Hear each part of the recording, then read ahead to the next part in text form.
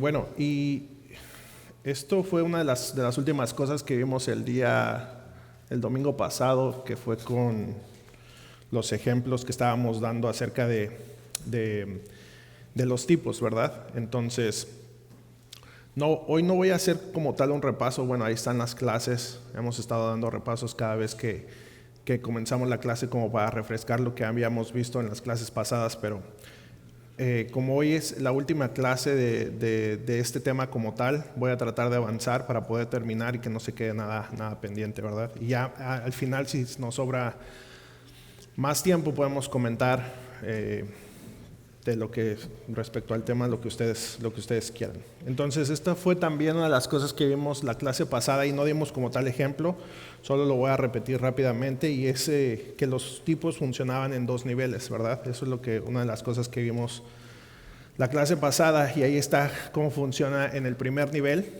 y sabemos que los tipos son temporales o son preparatorios para algo más, y pues eso es para los antitipos, ¿verdad? Como se ve ahí. Y los tipos era necesario apreciar su significado y propósito en su mismo contexto, y así es como funcionan en el primer nivel. Sirve de base para la revelación de algo mayor y distinto del tipo. Ese es el primer nivel y lo vamos a ver ahorita con el ejemplo. Y el segundo nivel es esto.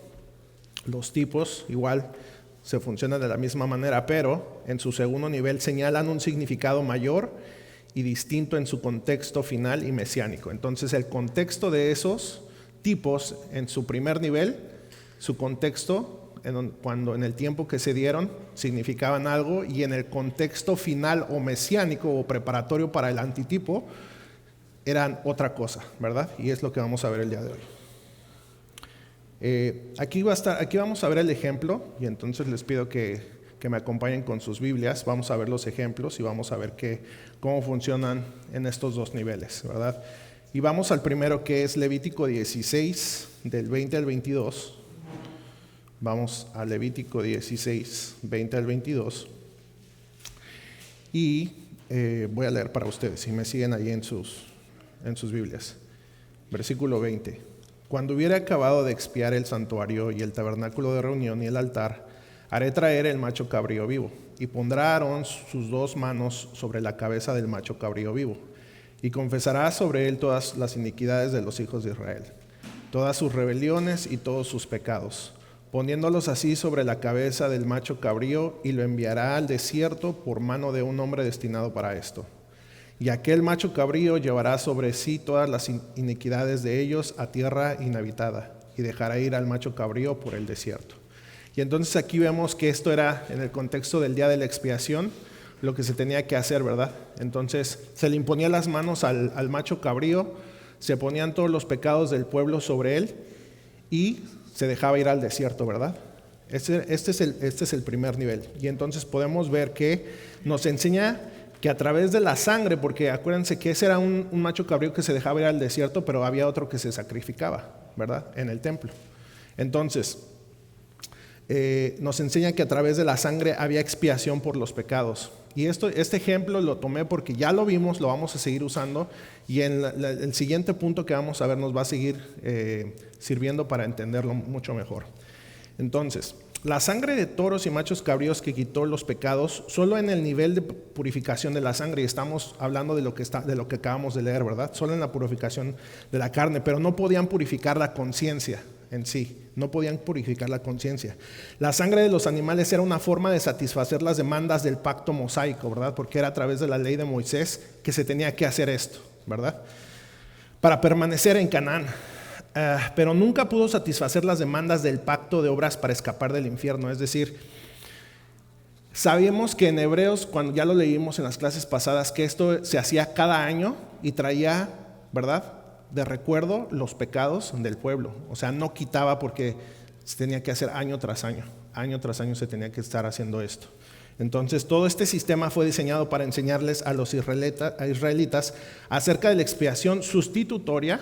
En este caso, la expiación sustitutoria era a través de un macho cabrío, ¿verdad?, de un cordero, y la remisión de pecados mediante la sangre. Sí, sabemos que la paga del pecado es la muerte, ¿verdad? Y sin sangre no hay remisión de pecados, ¿verdad? Entonces, en este caso, en este punto, en este primer nivel, de este tipo se hacía a través de la sangre de los animales, ¿verdad? De la sangre de los animales. En un nivel terrenal, los sacrificios tenían una función, un propósito y un significado reales. Y esto es para las personas que estaban en ese tiempo, el pueblo de Israel, los sacerdotes y todo. Dentro del marco histórico y su contexto, en él fueron desarrollados. El macho cabrío se les transfería o se le imputaba, que era otra, le podemos sustituir esa palabra, porque ahora nosotros estamos más relacionados con la imputación, ¿verdad? Entonces, cuando leemos en el texto, estábamos leyendo en el texto que se le transfería al macho cabrío los pecados del pueblo, se le imputaban al macho cabrío estos pecados, ¿verdad? El macho cabrío llevaba sobre él todos los pecados del pueblo, ya que Aarón imponía las manos sobre el macho cabrío, lo que acabamos de leer. Así era como se expiaban los pecados del pueblo de Israel en ese momento. Y el segundo nivel, vamos a Hebreos 10, y esto ya lo habíamos leído. Vamos a Hebreos 10 y empezamos del versículo 1. Les doy unos segundos para que vayan a Hebreos 10.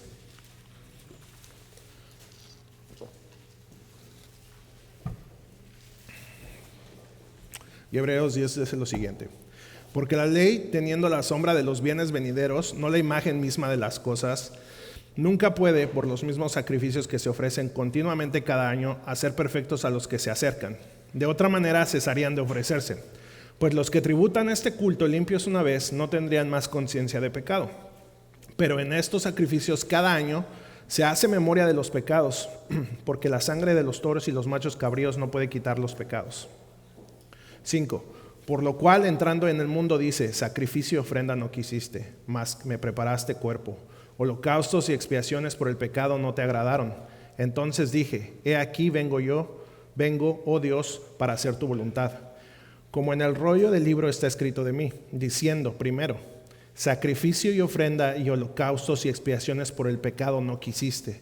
Y entonces aquí podemos preguntarnos por qué está diciendo esto si mismo Dios en la ley mosaica mandó a hacer esto, ¿verdad? Pero el contexto ya no los dice. Y aparte, ese tipo ya lo entendemos ahora nosotros, que el tipo de los machos cabríos y de los animales, los sacrificios, apuntaba a algo mayor y a algo más excelso, ¿verdad? Y sigo leyendo en el 8. Ni te agradaron, las cuales cosas se ofrecen según la ley. Aquí no lo aclara, ¿verdad? Y diciendo luego: he aquí vengo, oh Dios, para hacer tu voluntad. Quita lo primero para establecer esto último. En esta voluntad somos santificados mediante la ofrenda del cuerpo de Jesucristo, hecha una vez para siempre. Y entonces esto que está citando aquí viene del Salmo 40, ¿verdad? Solo como un punto a decir. Pero en el segundo nivel, vamos a ver, hermanos, nos enseña que es la sangre de Cristo la que trae perdón por los pecados una vez y para siempre. Y que eso es a lo que apunta, ¿verdad? Al antitipo, a la culminación del tipo que era de los machos cabríos en el Antiguo Testamento. Señala un significado mayor y distinto en un contexto final y mesiánico. No era la sangre de Cristo, machos y la sangre de Cristo, y aquí quiero hacer quiero que pongamos atención, porque eso nos va a servir para lo que vamos a ver ahorita en estas siguientes diapositivas. La sangre de Cristo y la sangre de los machos cabríos era sustancialmente distinta. Pregunta para ustedes. ¿O era lo mismo? ¿Era distinta? Allá vi a alguien que dijo que le hizo así, que no era distinta. ¿Era distinta o no era distinta? Y claro, estamos hablando en el propósito que cumplía la sangre, ¿verdad? En el contexto del que estamos hablando. ¿Era igual o era distinta? Con lo que hemos visto, es distinta, ¿verdad? Y sí, sabemos que era distinta. El perdón que se ofrecía no era el perdón que la sangre de Cristo da. Lo tenemos que entender así, puesto que, ¿qué dice el texto? Que cada año se tenían que hacer los sacrificios, ¿verdad? Entonces, si hubiera sido igual a la de Cristo, sustancialmente igual, no estamos hablando de que la sangre como tal, el compuesto de la sangre, sino lo que hacía la sangre. Entonces, si decimos que era sustancialmente igual, entonces no habría necesidad de hacer sacrificio año tras año, puesto que iba a cumplir lo mismo que cumplió la sangre de Cristo, ¿verdad? Sin embargo, no es así. La sangre de Cristo nos hace perfectos, recuerden. Nos hace perfectos. La sangre de Cristo quita el pecado de nosotros. Los machos cabríos no podían quitar el pecado de nosotros. ¿verdad? Solo nos cubrían, hacían la expiación, pero era como que algo, era como solamente cubrir el pecado, pero no nos quitaba el pecado, ¿verdad? Muy bien, entonces podemos concluir que los tipos tienen un significado en un contexto inmediato, ya lo entendimos, que era el contexto inmediato de esos machos cabríos y todas esas rituales que la ley mosaica exigía, ¿verdad?, hacer para el pueblo de Israel, pero también entendemos su significado o su segundo nivel, que era apuntando a lo que iba a venir a ser Cristo, ¿verdad? Esos son los dos niveles en los que podemos entender. Muy bien. Ahora, esto es una pregunta para ustedes. Con todo lo que hemos visto, vamos a empezar a aplicarlo. De todas estas clases, que han sido como 10, 11 clases, vamos a empezar a aplicar a las Escrituras qué es lo que hemos aprendido, ¿verdad? Entonces, pregunta, y ahí está, ¿cómo se revela Cristo? Y el primero sería en el Antiguo Testamento. Recuerden, les voy a ayudar con esto. Cuando vimos la clase con el pastor Javier, vimos esto, ¿verdad? El Evangelio siempre ha estado. Entonces no podemos decir, Cristo no había sido revelado en el Antiguo Testamento, sino hasta el Nuevo Testamento. No, el Evangelio siempre ha estado en las Escrituras. Ahora, con lo que les estoy preguntando acá, ¿cómo se revelaba Cristo? Y obviamente con el tema que estamos viendo. ¿Alguien quiere participar? ¿Figuras? Ok, en el Antiguo Testamento. ¿Alguien más? A manera de promesa. Muy bien. Exactamente. ¿Teofanías? Podría ser que la teofanía es una aparición de Dios en el Antiguo Testamento, ¿verdad? Entonces, sí, pero tendríamos que ser un poquito más específicos respecto a eso. Se aparecía a través de tipos, ¿no? Lo que dijo Abiezer, figuras, ¿verdad? Sombras. ¿Qué otra palabra usamos? Figuras, sombras. Los tipos, en lo que estamos viendo, precisamente. Así es como se estaba manifestando ahora. Estos tipos nos daban una revelación de Cristo completa. Entonces, ¿qué era Cristo en el Antiguo Testamento? Que aunque ya estaba siendo revelado, y ustedes ya lo dijeron, a través de figuras, a través de tipos, a través de la promesa, ¿verdad? Desde el protoevangelio, en Génesis, desde Génesis se nos hace una promesa de ese Redentor o de un Salvador, ¿verdad? Pero teníamos muy poca luz ahí, ¿verdad? Y durante el Antiguo Testamento se fue revelando más y más luz. Pero en sí, si lo podemos englobar en una palabra, ¿cómo se estaba revelando Cristo en el Antiguo Testamento? A través de los tipos. Progresivamente. ¿Profecía? Ajá. Es interesante que según esa historia son dos animales los que se están sacrificando. Y uno podría decir, este es un tipo de Cristo, el del que fue al desierto también. Sí. ¿Sí me entiende? Okay, el que fue al desierto lo describe bien Hebreos 13, comenzando del versículo 10. Dice que también Cristo, por eso Cristo fue sacado fuera de la puerta. ¿Sí me entiendes? O sea, fuera del campamento. Salgamos nosotros también fuera del campamento llevando vuestro vituperio. Porque así como Cristo padeció fuera, ¿por qué fuera? Porque una persona que era declarada maldita tenía que morir fuera. Entonces el macho cabrío, al llevar al desierto, era inmundo. El que lo llevaba tenía que lavar sus ropas y porque llevaba los pecados, y eso tenía que ser fuera, algo maldito. Entonces la misma cosa hizo Cristo. Él mismo se hizo maldición por nosotros, llevando nuestra culpa fuera de las puertas de la ciudad santa, y también Él llevó nuestro vituperio. Así que esto es bien importante. En este caso, los dos animales es un tipo de Cristo. Uno lo describe Hebreos 10 y el otro Hebreos 13. Sí.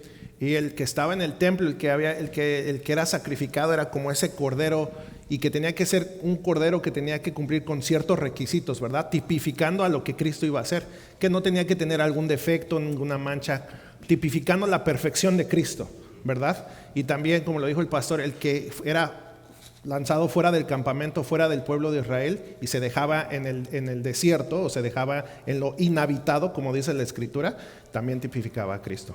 Entonces, bueno, si lo podemos describir de una manera de cómo Cristo, a través de los tipos, porque sí, podemos ver, recuerden, una de las características de los tipos era que era en retrospectiva. ¿Para quiénes? Para nosotros ahora, ¿verdad? Porque nosotros ahora ya tenemos la revelación completa. Pero para ellos, pues ellos no tenían la revelación que nosotros tenemos, ¿verdad? Entonces, para ellos, o en el Antiguo Testamento, podemos ver ahora nosotros que Cristo se revelaba a través de tipos, pero como un misterio, ¿verdad? No sabemos quién era ese Mesías. Iba dando más luz el Antiguo Testamento a quién era ese Salvador, ese Mesías, pero era como un misterio. No sabíamos quién era, ¿verdad? Y ahorita lo vamos a aclarar más. Ahora, en el Nuevo Testamento, ¿cómo podemos ver a Cristo? Está súper fácil. ¿Mande? Con su cumplimiento, ¿que quién es? Cristo mismo, ¿verdad? Y alguien vi ahí, le leí los labios que dijo antitipo, ¿verdad? Y muy bien. Y eso es lo que estamos viendo precisamente, con el antitipo, que es Cristo mismo, con la realidad de todo lo que apuntaban esos tipos. Entonces, ahora, basado en ese cuadro, ¿qué seguiría en esa flecha de ahí abajo? ¿Cómo se revela Cristo? Si en el Antiguo Testamento se revelaba como un misterio, en el Nuevo Testamento, ¿cómo se revela? Como un cumplimiento, como una realidad, pero siguiendo ese cuadro, ¿cómo podríamos decirlo? En las palabras que están ahí. Como un misterio revelado, muy bien. Un 10 al que dijo por ahí atrás, no sé quién fue. Como una realidad, como un misterio revelado, ¿verdad? Ahora, aquí se puede ver más claro. Ahí está, un misterio en el Antiguo Testamento, pero ahora acá ya es una realidad, ¿verdad?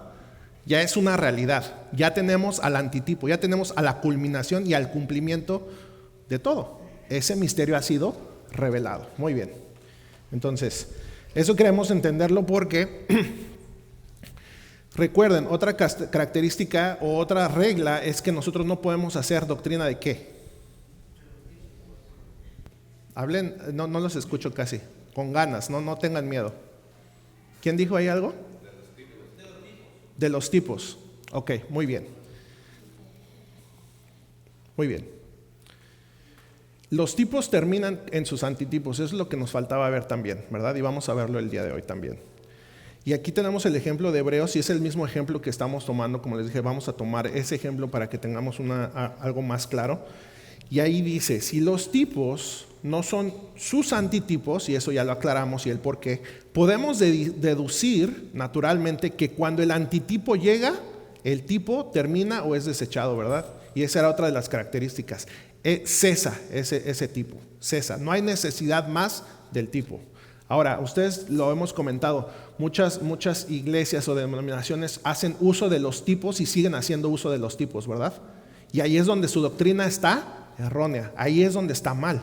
¿Por qué? Porque siguen celebrando. Es más, los mismos judíos que no creen como Cristo, como el Mesías, siguen usando y siguen practicando ¿qué?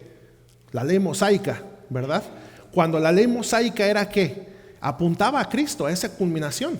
Y bueno, y sabemos nosotros que porque los judíos no creen que Jesús sea el Mesías, ¿verdad? Pero ya siendo Cristo el Mesías, ya no había necesidad de todo eso. Porque hasta la misma ley era el carácter de Dios revelado que apuntaba ¿a quién? A Cristo, ¿verdad? Entonces, esto es lo que podemos deducir. Vamos al ejemplo. ¿Usted quiere decir algo? Adelante, sí. Roma, en uno de los tantos problemas graves que tiene es que cada misa es un sacrificio de Cristo. Y eso es blasfemo. Porque sí. Hebreo nos dice que con un solo sacrificio nos hizo perfectos para siempre. Para siempre. La transustanciación, ellos creen que es literal, que se convierte en la sangre y en el cuerpo de Cristo. Es antibíblico. Y muchos grupos carismáticos están esperando la reanudación del sacrificio y la construcción del templo. Pero ya vino Cristo. Juan dice, lo que nosotros hemos visto, lo que nosotros hemos palpado, vimos su gloria. O sea, ya tenemos resuelto ese misterio del Antiguo Testamento. Ya sabemos quién es y estuvimos con él. Sí. Cristo. Podemos decir que los arminianos en su escatología premilenialista, la tradicional, porque hay una nueva corriente, parte de los últimos tiempos es eso, ¿no? Trayendo un ejemplo más, sí. Que ellos esperan la construcción del segundo templo, ¿verdad? Y esperan volver a empezar a hacer sacrificios. Ahora, lo entendemos de los judíos porque ellos no creen en Cristo como el Mesías y ellos siguen esperando ese Mesías, ¿verdad? Según ellos.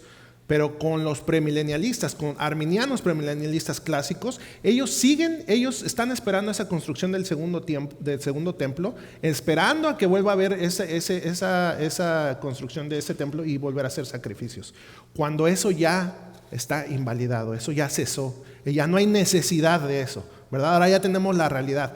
¿Por qué queremos conformarnos con la sombra? Cuando hablábamos de una sombra, de los ejemplos, cuando empezamos a ver esto que decíamos que un tipo puede ser la sombra de una persona, ¿por qué nos conformamos con la sombra cuando podemos tener a la persona misma, verdad? Entonces ya no hay necesidad de eso.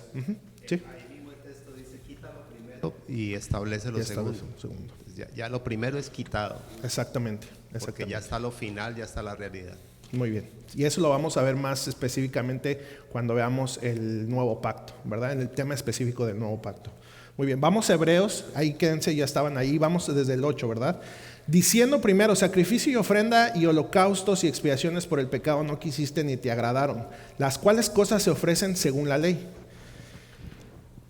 Y diciendo luego, he aquí vengo, oh Dios, para hacer tu voluntad, y lo que estaba diciendo el hermano Fanor, este es el versículo, quítalo primero para establecer lo último. 10. En esa voluntad somos santificados mediante la ofrenda del cuerpo de Jesucristo hecho una vez y para siempre, ¿verdad? Otro grupo que podemos mencionar, los adventistas, siguen llevando muchas ordenanzas de la ley, ¿verdad? De la ley mosaica, el sábado, siguen celebrando el sábado, ¿verdad? Junto con otras cosas. Regresar o volver a la sangre de animales. Y fíjense, hermanos, cuando nos ponemos a pensar esto, que si nosotros sigamos haciendo esos ritos o queramos regresar a eso, ¿verdad? Hay un grupo también que se les llama judíos mesiánicos, creen en Cristo como Jesucristo, como Salvador, pero siguen haciendo la ley mosaica, siguen practicando las leyes mosaicas, y eso es un grave error. ¿Por qué? Fíjense, regresar o volver a la sangre de animales es negar que la sangre de Jesús tiene algún significado, ¿verdad? Porque está regresando a lo anterior, a los animales. Preferir la sombra antes que la sustancia, y esa palabra es clave en esta clase del día de hoy, es negar que Jesús ha venido en carne, ha muerto por nuestros pecados, que ha derramado su sangre en la cruz para el perdón de nuestros pecados.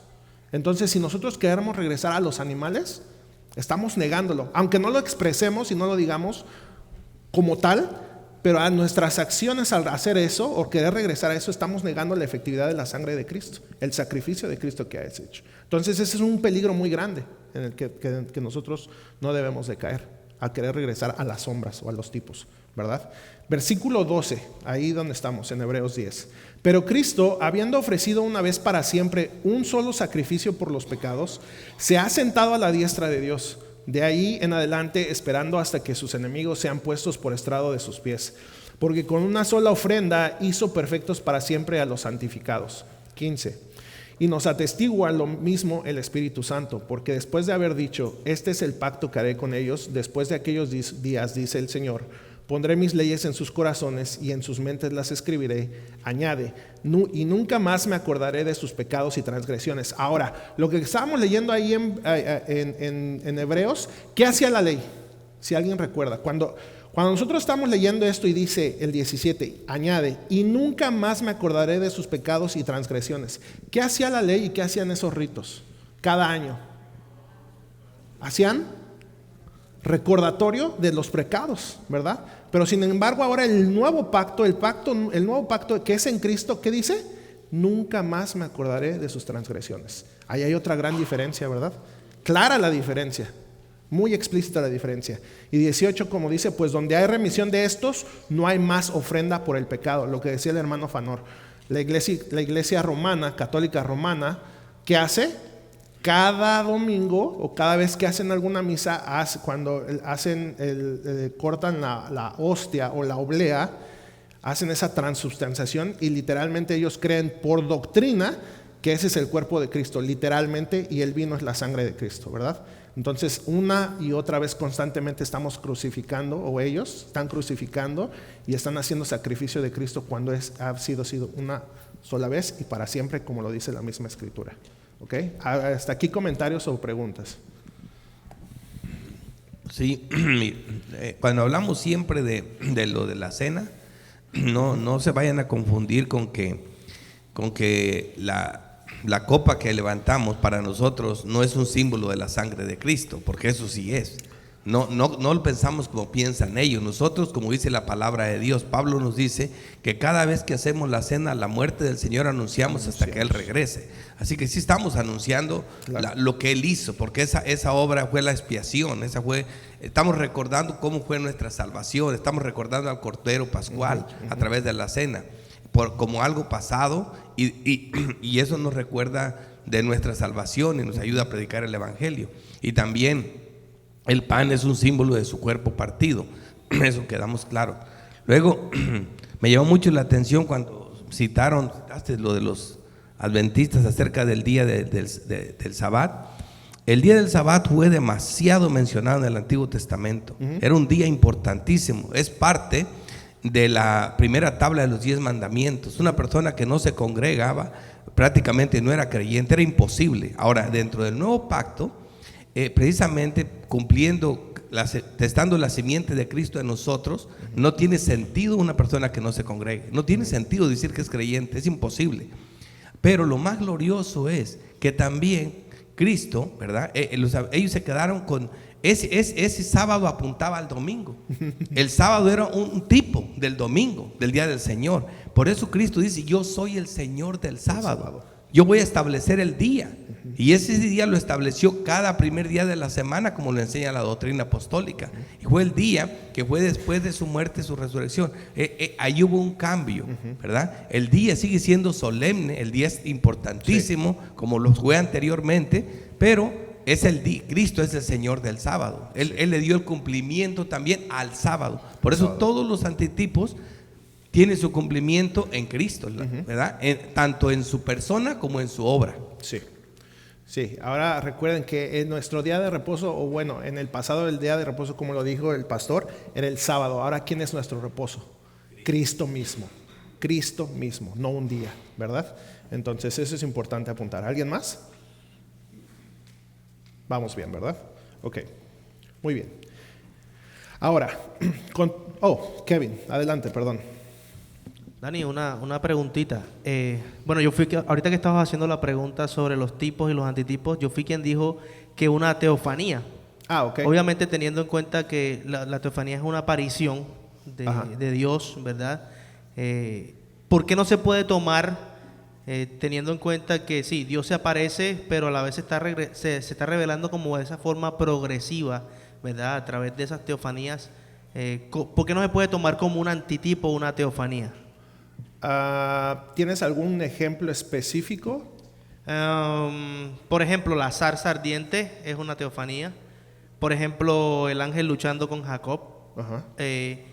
O los ángeles que se le presentaron a Abraham. Exacto, lo que se le presentaron a Abraham también puede ser.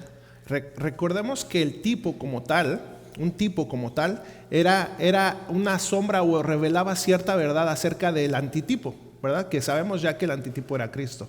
Ahora, cuando se presenta algo, voy a tomar el ejemplo de Abraham, ¿verdad? Y bueno, después no sé si el pastor quiera decir algo más, pero voy a tomar el ejemplo de Abraham. Sabemos que Abraham y su hijo era un tipo de Cristo, ¿verdad? ¿Por qué? Porque sabíamos que lo que pasó ahí con Abraham representaba ¿qué? Algo que iba a pasar con Cristo, ¿verdad? El sacrificio de Cristo, en Isaac podemos decir. Que Dios iba a proveer el cordero, ¿verdad? Cuando se voltea Abraham ve ahí y de hecho cuando ellos van camino para el sacrificio le dice Abraham a su hijo: Dios proveerá, ¿verdad? Entonces ahí estamos viendo una revelación de esa verdad en la que Dios iba a proveer ese sacrificio o ese carnero o ese cordero, apuntando a lo que iba a hacer Cristo. Cuando se le aparece los ángeles a Abraham, como tal es Dios el que se le aparece ahí, como tal. No era una aparición o no era una verdad revelada para apuntar a Cristo, sino que Dios mismo era el que se estaba revelando ahí y estaba hablando con Abraham. En ese punto podemos ver la distinción de un tipo como tal y Dios mismo que se estaba apareciendo. O sea que en ese caso era el mismo tipo el mismo antitipo frente a Abraham. ¿Se puede ver de esa forma entonces? Como tal, no. O sea, en este caso, recordemos que el antitipo es la culminación de algo, ¿verdad? de una revelación previamente revelada, en misterio, como lo puse ahí, ¿verdad? Entonces, cuando nosotros vemos esas apariciones era porque de esa manera en el Antiguo Pacto o en el Antiguo Testamento vemos cómo Dios interactuaba con ciertas personas. Ahora, eran casos específicos, ¿verdad? No lo vemos durante toda la palabra que se aparecía Dios permanentemente, sino que era de manera específica y era con un motivo o un objetivo específico en ese sentido. Sí, pastor. Bueno, me da mucho gusto porque sí contestaste la pregunta muy bien. La parte más importante es, mira, Kevin, el punto es cuando pones esa comparación, ya se nos enseñaron varias características de un tipo y un antitipo. Entonces, ese ejemplo no hace justicia a muchas de ellas. Por ejemplo, una de ellas, la más importante, es que cuando aparece el antitipo, el tipo no tiene valor. En cambio, el Cristo preencarnado que se le apareció a Agar, la bendijo y realmente era Dios bendiciéndola. Le dio una bendición grande cuando le dio agua al niño y le dijo que saldrían 12 tribus de ella y que ese niño sería fiero, que sería algo que todos lucharían contra él y él contra todos. Entonces, realmente era Dios hablando por medio de la zarza ardiente. Entonces, no cumple con los requisitos. Se podría ver así algo parcial, pero no podemos decirlo porque realmente no llena los requisitos. ¿Por qué? Porque aquello tenía valor, aquello era Dios. Y Dios se puede presentar como Él quiere, ¿verdad? Por ejemplo, podemos ver en las dos naturalezas de Cristo. Vemos a Cristo siendo hombre, teniendo las debilidades de un hombre, las limitaciones en el conocimiento de un hombre, y sin embargo siendo Dios y teniendo toda la sabiduría y toda la fortaleza del Dios. ¿Me entiendes? Entonces, las dos cosas estaban en él, ninguna de las dos carecía de valor. Entonces, creo que el ejemplo fue muy bueno lo que se dio. Y aparte, mira, algo que te puede ayudar es, si podemos pensar, como dices, en la zarza o en cuando se le apareció Dios con los ángeles a Abraham, y como lo dijiste tú, y dices, bueno, ese es el antitipo revelado, ¿verdad? Como lo dijiste, o el antitipo en sí. Ok, ¿cuál sería el tipo de eso? Cuando nos ponemos a pensar, si el antitipo es Dios encarnado, bueno, no encarnado, perdón, se le presenta a Abraham con los ángeles, ¿cuál sería el tipo de ese antitipo? No hay, ¿verdad? No hay, ¿verdad? Entonces ahí ya no cumple lo que te estaba diciendo el pastor, no cumple con los requisitos de ver un antitipo y un tipo, ¿verdad? Lo que sí creo entender lo que tú estás tratando de decir, que la revelación Dios mismo es ahí, pero entonces no lo puede aplicar porque no cumple con los requisitos, más aparte era Dios mismo, en la zarza, con Abraham, cuando luchó Jacob con el ángel, era Dios mismo. Entonces no había necesidad de ese tipo, de ese antitipo, sino que era Dios mismo revelado ahí, en diferentes maneras, ¿verdad? Okay. También debemos recordar que Dios es el mismo ayer, hoy y por siempre. Entonces, de esa manera, ni por un ángulo ni por el otro tampoco. Sí. Creo que también la confusión está en lo que los teólogos toman por teofanía. Lo hacen como ver algo de menos calidad. Pero tú estás diciendo era Dios. Dice mismo. Jacob, voy a morir porque he visto a Dios cara a cara. O sea, él era Dios. Después Abraham entendió que era Dios con el que estaba negociando eso. ¿Me entienden? Entonces, inclusive el papá de Gedeón también vio que era Dios, Manoah.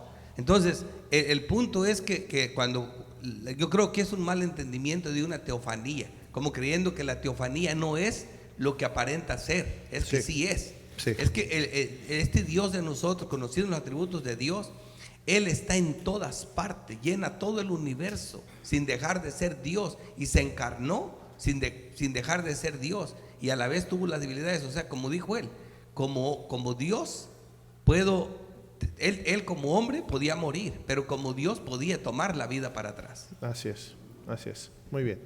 ¿Quedó más o menos claro? Sí. Ok. ¿Alguien más? ¿Vamos bien? Ok, muy bien. Entonces, ahora, regresemos a esto, ¿verdad? ¿Qué es lo que les estaba diciendo? Y ahí dice la aplicación de los principios tipológicos. Lo que hemos aprendido en todas estas clases, vamos a tratar de aplicarlo o ver qué es lo que hemos aprendido y tratar de aplicarlo en esto que les voy a presentar. El carácter típico de símbolos y sombras. Ustedes ya entienden este lenguaje, ¿verdad? Ya lo definimos, ya explicamos, dimos ejemplos. Ustedes ya deberían de ser, ya deberían de entender este lenguaje, ¿verdad? Entonces la pregunta sería, el carácter típico de símbolos y sombras, la pregunta es, ¿los hace distintos de las bendiciones a las que apuntaban? Esa es pregunta para ustedes. Este es un ejercicio que vamos a hacer ahorita. ¿Los hacen distintos de las bendiciones a las que apuntaban? ¿Cuál es la respuesta?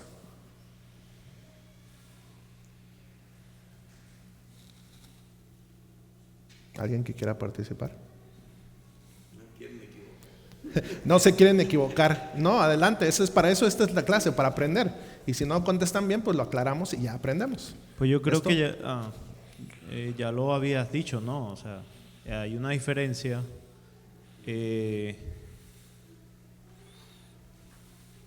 Aunque depende, ¿no? Porque en propósito había algo a lo que apuntaba, ¿verdad? Sí. Contienen la misma sustancia, por así decirlo, pero revelado de una manera distinta. En el Antiguo Testamento era un misterio todavía, no sé, pero acontecía algo que apuntaba a eso. Entonces, si es diferente, contenían el mismo propósito, solamente que en el Antiguo Testamento no se conocía, era un misterio hasta que viene su cumplimiento. Ok, muy bien. ¿Alguien más? No tengan miedo de equivocarse. Y a lo mejor ustedes piensan que están mal y están bien. ¿Nadie? Ok. Bueno, la unidad de la teología pactual reformada, que es lo que estamos viendo, la teología pactual reformada, se fundamenta en la distinción entre la ley y el evangelio, y eso ya lo vimos con el pastor Javier. Eso ya lo deben también tener presente, ya lo vimos con él, ¿verdad? Expresada en el pacto de obras y en el pacto de gracia, también eso ya lo vimos con él.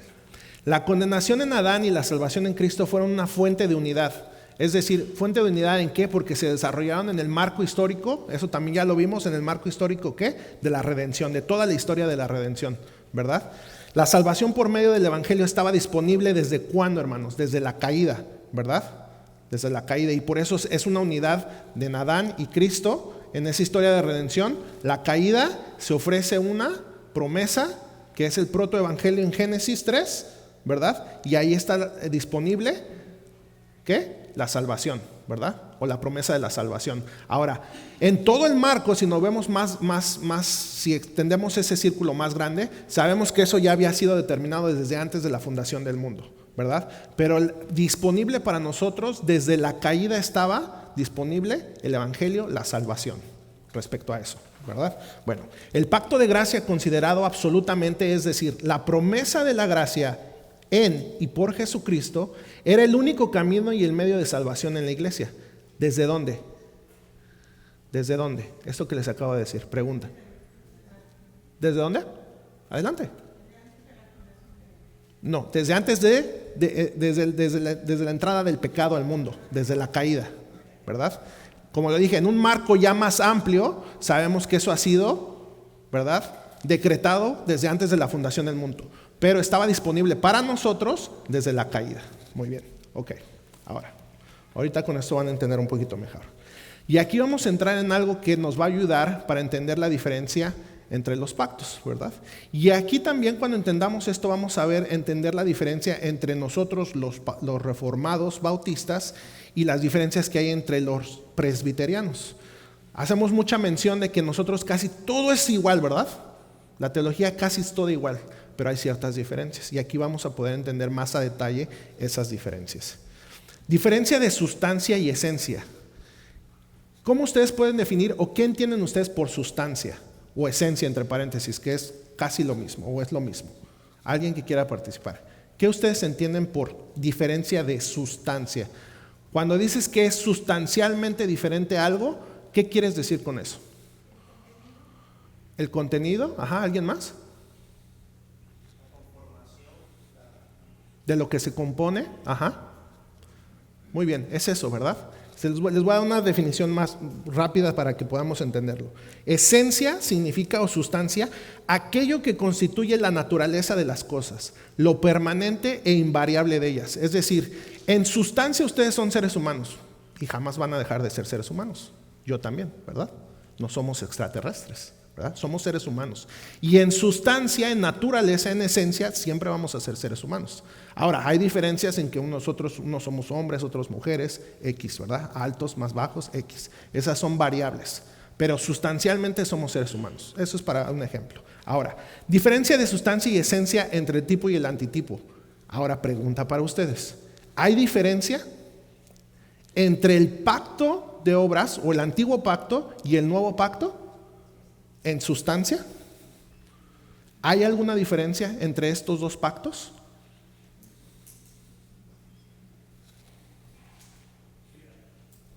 ¿Sí hay? ¿Ahí escuché?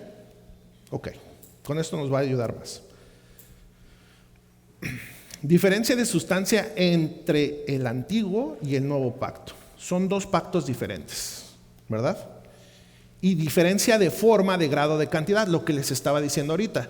Si nosotros todos decimos que en sustancia o en esencia somos seres humanos, pero unos somos hombres, otros somos mujeres. Unos somos altos, otros somos bajos. Otros somos delgados, otros somos un poquito más gorditos, ¿verdad? Unos tenemos no cabello y otros sí tienen cabello. Y esas son diferencias de lo que está en verde, ¿verdad? Diferencia de forma, de grado, de cantidad, ¿verdad? Pero en sustancia, al otro lado, para que lo podamos entender, todos somos seres humanos y no cambiamos eso, ¿verdad? Entonces, vamos a ver, para que lo podamos seguir entendiendo. Antiguo y nuevo pacto serían dos fases del mismo pacto, sería el mismo pacto bajo dos administraciones. ¿Cuál de esas dos es la correcta con lo que les acabo de decir y con todo lo que hemos visto en los pactos? ¿Cuál es la correcta? La primera. La primera. Sí. A ver, díganos por qué. Diferencia de sustancia entre antiguo y nuevo pacto, dos pactos diferentes. Uh-huh. ¿En sus propias palabras? Sí, por ejemplo, el antiguo dijimos que era una promesa. Uh-huh. Muy bien. Y ya en el nuevo ya es la realidad. La promesa cumplida, podríamos decirlo así. Cristo es el amén a todas las promesas. Ya no está esa expectativa de ese misterio. Ya tenemos la realidad. Ok, muy bien. Entonces ese es... Sí, exactamente. Entonces sabemos que el pacto de obras... Kevin, adelante. Sí, yo quería decir que, bueno, pienso en lo que vimos ya estudiando Hebreos, cuando el escritor de Hebreos dice que ahora es un pacto mejor en Cristo, es un pacto nuevo, es un pacto mejor, se quita lo primero, lo que leímos ahorita, y se establece lo segundo, o sea, sí hay una diferencia. Exactamente. Entonces, perdón, ya los quité aquí. Entonces sí, exactamente, es un pacto nuevo, no es el mismo, ¿verdad? Y es algo mejor. ¿Por qué? Porque ahora está en Cristo, ¿verdad? Y no en el pacto de obras, en lo que nosotros podemos alcanzar o cumplir la ley mosaica.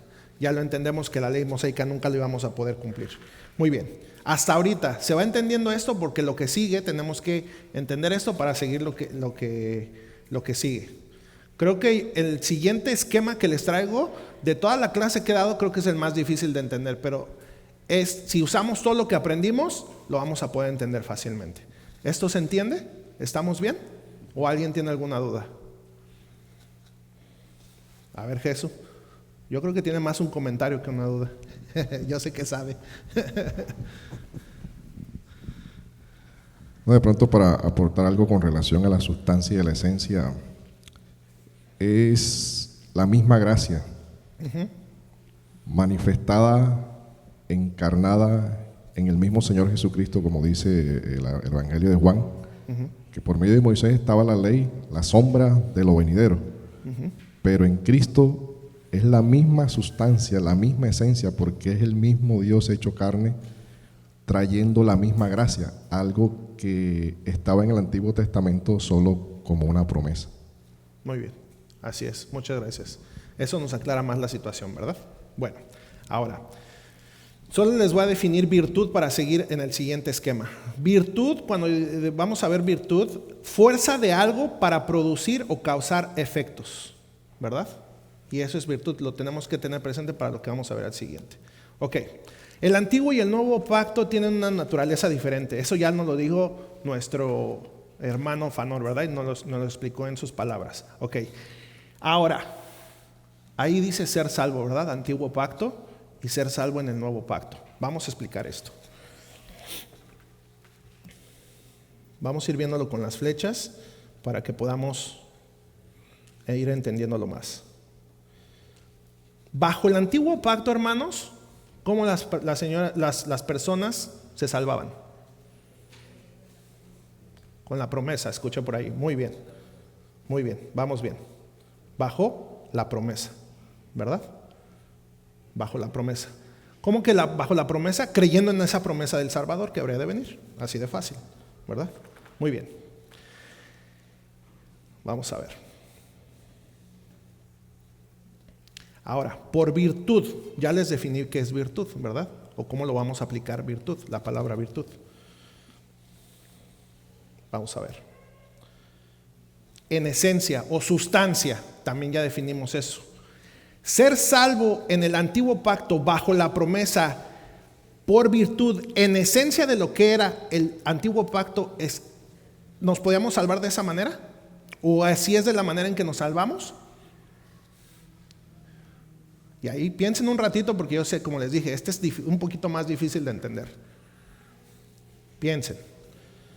Ya dijeron que bajo en el antiguo pacto, ¿verdad? O en el antiguo pacto, ser salvo o las personas se salvaban bajo la promesa, claro, creyendo en la promesa. Y acordémonos y aclaremos que todas las personas nos hemos salvado de la misma manera, ¿verdad? A través de la fe, creyendo.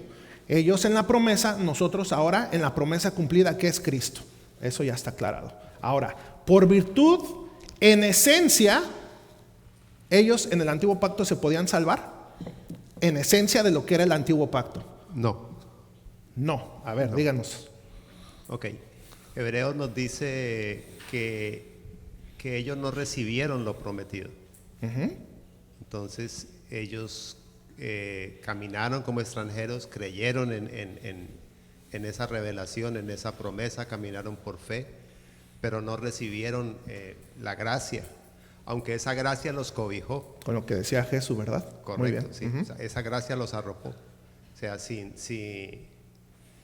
Cristo no hay salvación para nadie, es el único mediador, pero ellos no recibieron eso y ellos, toda esa revelación sobrepasaba el entendimiento de ellos pero ellos creyeron en ese nivel de luz que tuvieron, hasta que llega la revelación final y absoluta que es Cristo, y ya en Cristo sí tenemos esa esencia. Por eso mi respuesta es no. Muy bien. Ahora, puse ahí sí condicional. ¿Se entiende qué es un sí condicional? Todos entendemos que es un sí condicional y no un sí afirmativo. Muy bien. Exacto, ¿verdad? Oye, ¿tu carro es el que está allá afuera? Si es rojo, sí es mío, ¿verdad? Es condicional, ¿verdad? Ahora, ¿el carro rojo allá afuera es tuyo? Sí, ese es afirmativo, ¿verdad? La diferencia, muy fácil, muy bien. Condicional si se cumple algo, muy bien. Y entonces les pongo aquí, por virtud, en esencia o en sustancia, sí se podían salvar, sería de la misma sustancia que el nuevo pacto. Y aquí es la diferencia, y aquí es algo que debemos entender, ¿verdad? Si fuera por virtud o en esencia del antiguo pacto, ¿verdad? Sí se podrían salvar. Ese es el sí condicional. Pero si entonces eso fuera verdad, haría el pacto antiguo, el antiguo pacto y el nuevo pacto serían en sustancia lo mismo. Y ya aclaramos que el antiguo pacto y el nuevo pacto no son lo mismo. Son dos pactos diferentes, ¿verdad? En esencia, en sustancia, son dos pactos diferentes. Entonces, en el antiguo pacto, en su sustancia, en su esencia, no es lo mismo que el nuevo pacto. Y aquí debemos de hacer una aclaración. Aquí es una gran diferencia que tenemos nosotros con nuestros hermanos presbiterianos. Esta es una de las diferencias que nos marca entre ellos y nosotros, ¿verdad? Porque ellos creen que es un solo pacto, lo que estamos diciendo que no es un solo pacto mediado a través de ¿qué? 2 administraciones diferentes, que sería el antiguo pacto y el pacto de gracia o el nuevo pacto, ¿verdad? Abiezer, ¿quieres decir algo? Ok.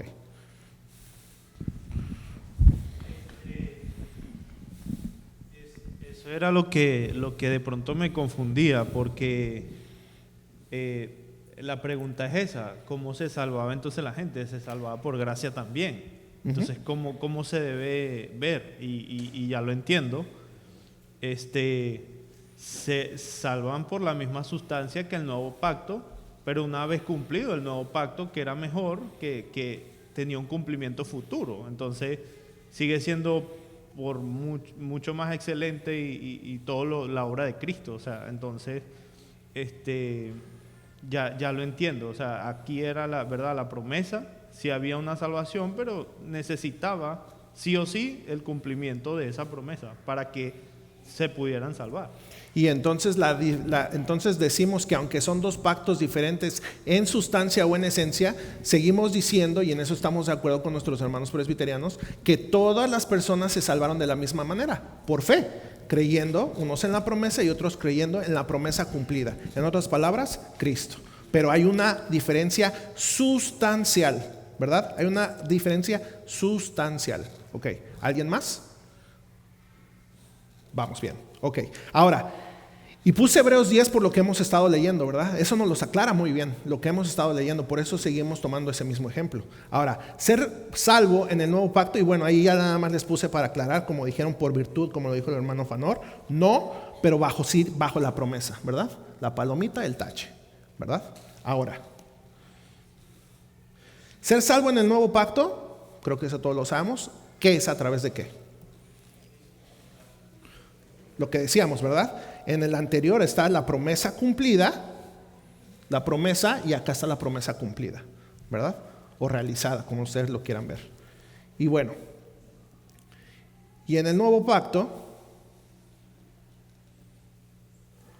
ahora la pregunta es, ¿nosotros somos salvos ahora en el nuevo pacto, que es bajo en el pacto que estamos nosotros por virtud o en esencia?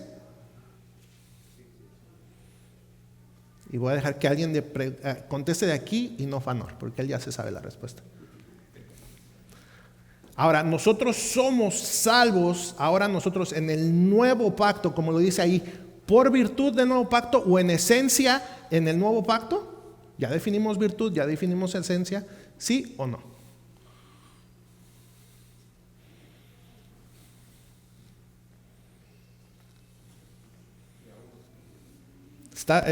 ¿Está difícil o no quieren participar? Saben que si dicen que sí, le vas a decir que lo explique. Ah, ¿verdad? Yo creo que sí, ok. Bueno, digan si sí o si no y no necesitan explicarlo. No, y lo hago de esta manera, hermanos, que expliquen en sus propias palabras, porque de esa manera ustedes pueden aprender más todavía. Cuando ustedes saben explicar algo, se los he dicho, entonces ustedes entienden más todavía, ¿verdad? No, pero no es para ponerlos, como dicen en inglés, en el spotlight, ¿verdad? No es para ponerlos ahí que todo el mundo los vea ni nada. No es por eso, no es esa razón. Bueno, la respuesta es sí, ¿verdad? Ahora en el nuevo pacto, ¿verdad? Por virtud o en esencia, sí nos salvamos en él, ¿verdad? Porque el nuevo pacto, ¿qué es? Ahí lo dice, la promesa cumplida, es Cristo. Es el que vino y esa promesa que estaba en el antiguo pacto, esa promesa que se había prometido, valga la redundancia, ahora ya está cumplida. Y creyendo en Cristo, en lo que hizo, en su obra, ¿verdad? Podemos ser salvos. Entonces, ¿cuál era el nuevo pacto? Eso, Cristo, ¿verdad? Lo que iba a ser Cristo. Entonces, en esencia, sí es esto, o por virtud. La hermana Ludivina tiene una. ¿Quién? Y ahí están las palomitas. Atrás de Ángeles. Sí. A ver si estoy entendiendo bien la pregunta que tú hiciste. Está en Romanos 10, 8 al 10. Así léalo. Que si confesares con tu boca que Jesús es el Señor y creyeres en tu corazón que Dios lo levantó de los muertos, serás salvo. porque con el corazón se cree para justicia, pero con la boca se confiesa para salvación. No sé si entendí bien. Sí, o sea, usted está diciendo que esto es eso de Romanos. Sí, es eso. Es eso, creer en Cristo, en la obra que hizo Cristo. Ese es lo que hizo Cristo, esa es la promesa que había en el antiguo pacto, ¿verdad? Entendemos que en todo el Antiguo Testamento, el antiguo pacto, ¿qué era? La promesa de ese Redentor. Y ya lo vimos con los ejemplos de los tipos y los antitipos, ¿verdad?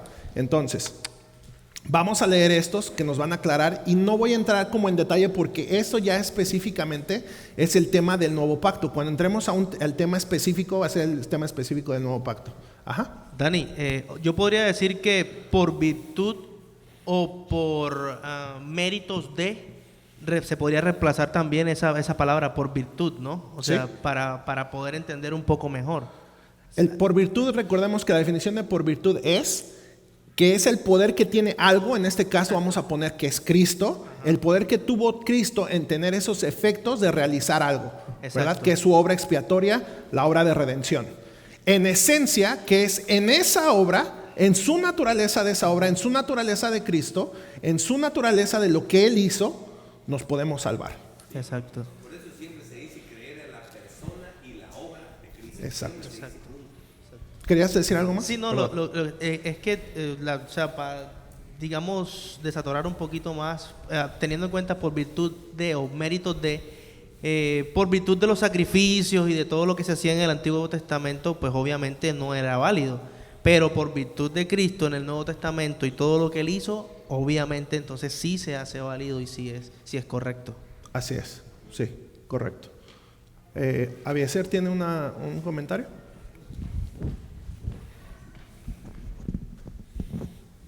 Bueno, una pregunta un poquito, no sé si obvia o complicada, pero Si es complicada es para el pastor, si es siempre- obvia para mí. siempre he pensado, pues, dónde esperaban las personas que morían bajo el antiguo pacto, su alma, ¿no? Porque si nos fijamos en la transfiguración, pues Moisés y ellos ya estaban con Dios, pero... Y Elías, ajá. Pero ¿cómo es posible entonces si Jesús no había muerto, verdad? Pero también pues sé que Dios es atemporal, no se sujeta al tiempo como nosotros lo vemos acá en la tierra. Entonces, pero quisiera que, si es posible, abundaran un poquito en eso. En la de la en la de la... Donde, o sea, las personas morían en el antiguo pacto, eran salvos, pero Jesucristo no había muerto. Ah, ok. ¿Dónde estaban esas personas que morían bajo el antiguo pacto? ¿Qué usted quiere decir? De alguna...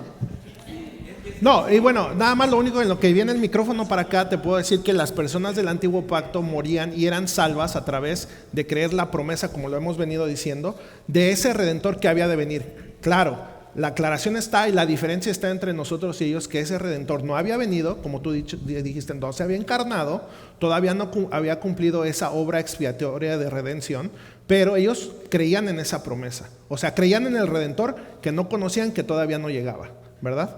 Pero bueno, no sé si eso parte de... A ver. Es que todo tiene la base de qué creemos por promesa. La promesa, ellos creían en una promesa en Cristo, pero esa promesa Dios la da como un hecho. No es una promesa de un hombre, es una promesa de Dios. Así que esa promesa salvaba. Por eso Job podía decir: yo sé que mi Redentor vive y se va a levantar del polvo y yo lo veré y no otro. Él tenía la fe en eso. Dios se lo reveló. Entonces vemos nosotros a las almas en el Apocalipsis. Hay muchas almas de los que murieron. Toda la historia de antes de que Cristo se encarnara, eso se compone con personas después de Cristo y antes de Cristo. Lo salvó la misma promesa, unos en la promesa en lo que todavía no había hecho en el futuro y otros en la promesa del pasado, pero las dos son promesas. Nosotros nunca vimos a Cristo morir, ¿me entiendes? Nunca supimos nada de eso. O sea, ahora lo sabemos y lo creemos por fe. Así que la promesa en Cristo, en lo que Él dice, es como dice que nos ve glorificados. A nosotros ya se nos ve glorificados. Entonces el punto es que estamos, como dice Efesios, sentados en lugares celestiales con Cristo. Con Cristo. O sea, pero si Dios lo dice, dalo por hecho, por fe. Por fe murieron, por fe lo creyeron y por fe entraron ahí. Así que, aunque no había pasado, esa fe en eso lo salvó, ¿verdad? Porque no es una promesa de alguien que no las cumple, sino de Dios. ¿Aclara algo respecto a lo que decías?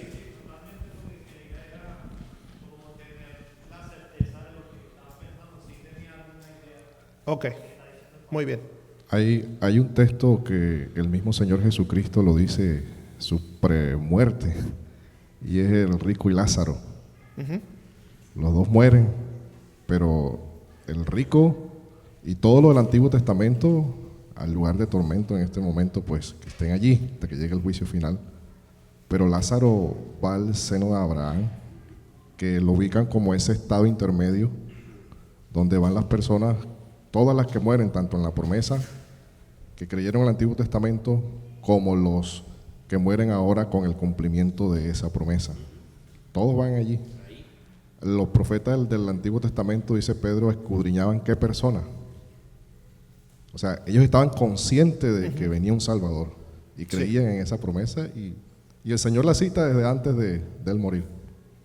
Entonces, hay un lugar donde los que mueren en Cristo en el Antiguo Testamento van igual nosotros, y los que murieron sin Cristo, inclusive los del Antiguo Testamento, que todas esas naciones que no recibieron la ley, que no conocieron a Dios, que no conocieron al Señor, millones y millones de personas, podríamos decir, están condenados en el infierno. Nunca quizás supieron de Dios, porque el único que recibió fue la ley, fue Israel, el único pueblo de Dios fue Israel, los demás fueron paganos. Están todos condenados, pero ellos y los que creyeron en la promesa están en ese lugar. Están en ese lugar, muy bien. Y todos están todos están en el mismo lugar, como lo dijo Jesús. Y para acabar, porque ya se nos acabó el tiempo, nada más voy a leer Jeremías para que lo entiendan, este cuadro que hemos visto, ¿verdad?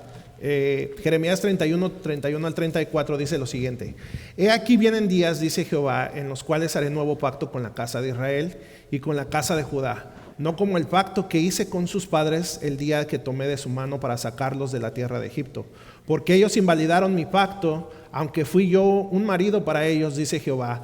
Pero este es el pacto que haré con la casa de Israel después de aquellos días, dice Jehová. Haré mi ley en su mente y la escribiré en su corazón, y yo seré a ellos por Dios y ellos me serán por pueblo. Y no enseñará más ninguno a su prójimo ni ninguno a su hermano, diciendo: Conoce a Jehová, porque todos me conocerán, desde el más pequeño de ellos hasta el más grande, dice Jehová. Porque perdonaré la maldad de ellos y no me acordaré más de su pecado. Y para cerrar, 2 de Corintios 3:6, el cual asimismo nos hizo ministros competentes de un nuevo pacto, no de la letra, y como lo aclaró el pastor en alguna ocasión, no de la letra se refiere aquí a, ¿qué? A la ley, ¿verdad? No a la ley, sino del Espíritu, porque la letra mata, mas el Espíritu vivifica. Y algo que comentó el pastor, y que con esto estaba cerrando, era precisamente lo que él comentó, lo que hacemos todos los domingos aquí en la Santa Cena, ¿verdad? Y ellos a veces lo leen, y es 1 de Corintios 11:25. Asimismo tomó también la copa después de haber cenado, diciendo: esta copa es el nuevo pacto en mí. Esta copa es el nuevo pacto en mi sangre. Haced esto todas las veces que la bebieres en memoria, y ahí está la clave, en memoria o como símbolo de mí, ¿verdad? Y con esto cierro el estudio de tipología. Espero que haya sido de bendición. Próxima clase que toque esto, va a estar el pastor Javier con nosotros enseñándonos un nuevo tema respecto al de los pactos, ¿ok? Vamos a orar. Te damos gracias, Padre, por todas tus bendiciones que derramas a tu pueblo. Te pedimos que tú traigas conocimiento, Señor, traigas entendimiento a cada uno de nosotros, que tu palabra no regrese vacía, que, como lo dice tu promesa en el nuevo pacto, que no habrá necesidad de que uno le enseñe al otro, sino que vas a ser tu Espíritu Santo orando en cada uno de nosotros, Padre, enseñándonos a través de tu palabra, Padre, que sea para nuestra santificación, pero que sea siempre por los siglos de los siglos, para tu honra y tu gloria. En el nombre de Cristo Jesús, amén.